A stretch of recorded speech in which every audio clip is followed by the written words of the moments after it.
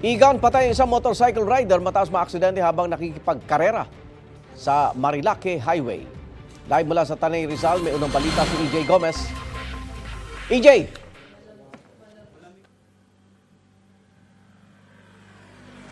Igan, sa kahabaan nga nitong Marilake Highway dito sa Tanay Rizal, dalawang rider ang nag-alas Superman sakay ng kanilang mga motorsiklo sa pakurbang kalsada.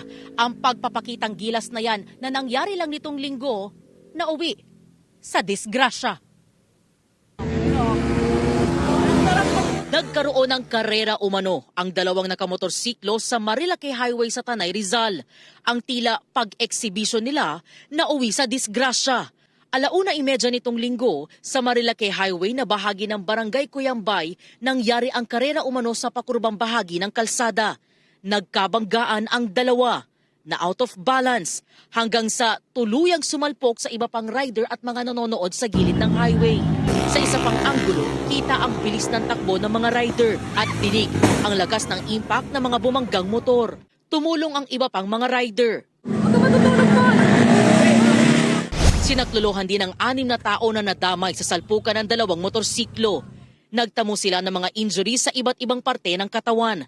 Sa investigasyon ng Tanay Police, yung dalawang involved ay mabilis yung takbo nila dahil nga marami kasing doon yung mga tumatambay na motorcycle riders. Andun yung mga vlogger, nagtitake videos, nagtitake pictures. Kaya yun siguro yung nila, nagpapasikan ba na tinataas nila yung paa. Pagdating nila doon sa fair portion, yun, nagkasagian yung dalawa. Out balance, bumangga sila doon sa mga motor na nakaparada doon sa gilid ng Marilake Highway. isa sa dalawang na-aksidenteng rider ang sinubukang i-revive. Dinala rin siya sa ospital pero idineklarang dead on arrival. Matapos ang aksidente, nagkaroon ng pulong ang lokal na pamahalaan ng Tanay tungkol sa mga ipapatupad na hakbang para maiwasan ng mga aksidente sa Marilake Highway. May ugnayan na raw ang pulisya sa MDRRMO, Public Safety Office at Land Transportation Office o LTO.